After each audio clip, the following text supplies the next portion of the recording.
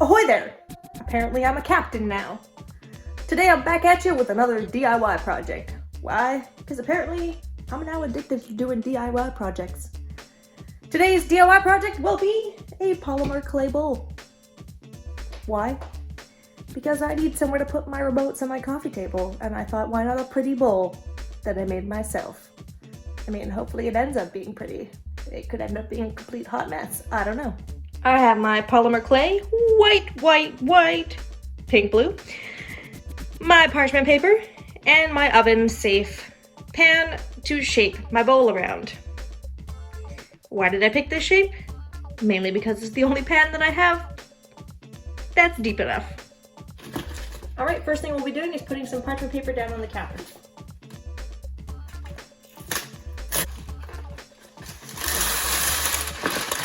We're going to start opening the clay packets. I got these ones at Michael's in case anyone is wondering where they can buy these. Next up, we will be cutting strips of polymer and rolling them into long strips.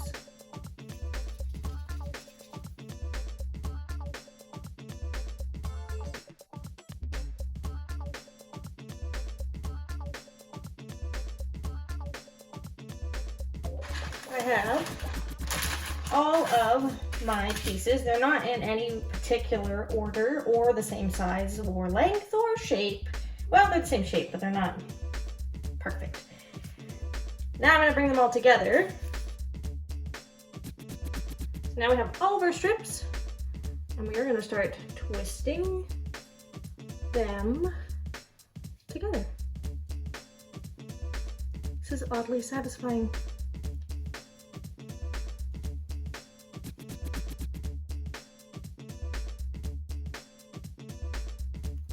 This way, and twist some more.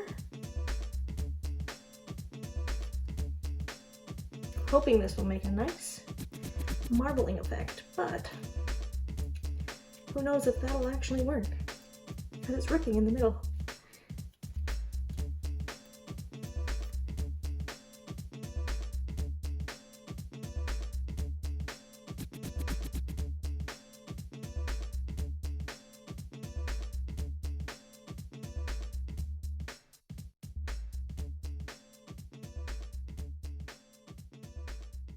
Place it on a parchment paper.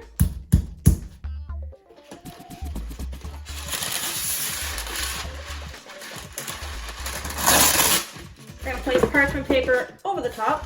I'm going to grab the rolling pin.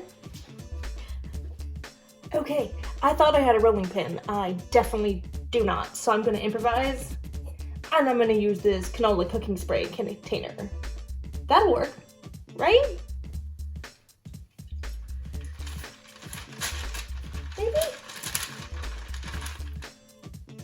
It'll just take an extra minute.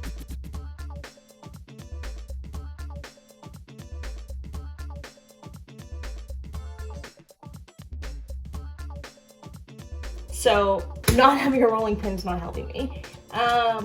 This killed my arms. They're dead.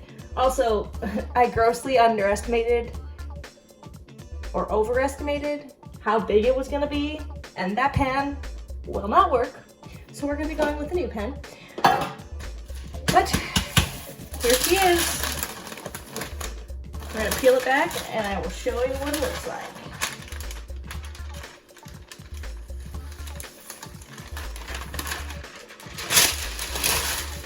I kind of like the marbling effect.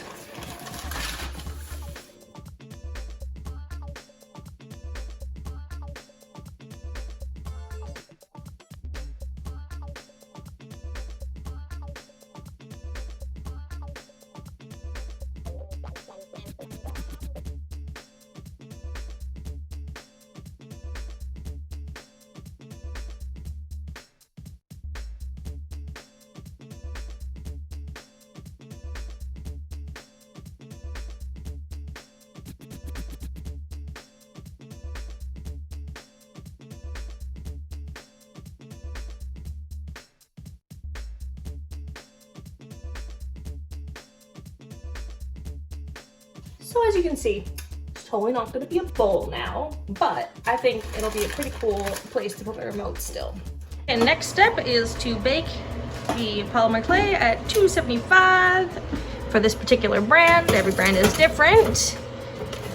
And if I have done the math corrections right, which I probably haven't, we're gonna bake it for 30 minutes. And while we were waiting, go ahead and party like a pineapple. All right, I did check on this about halfway through its cooking, and now it is completely hard. A whole hell of a lot of smoke is gonna come out of the oven though. Oh, this time it didn't. Oh, a little bit, there we go.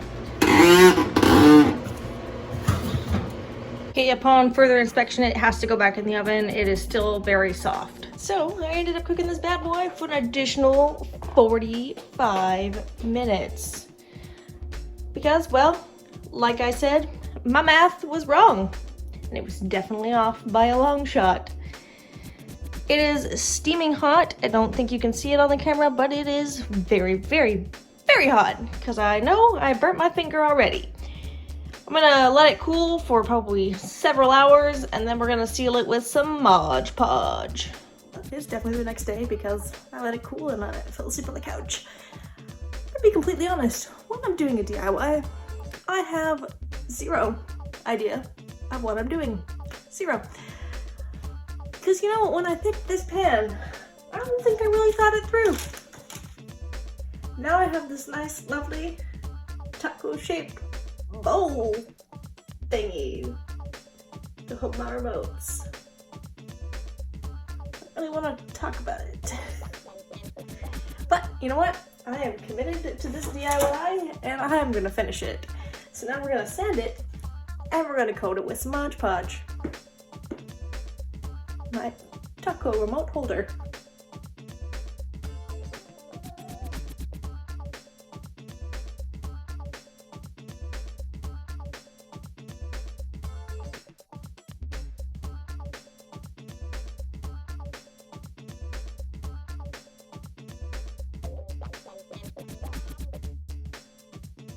There you have it, folks.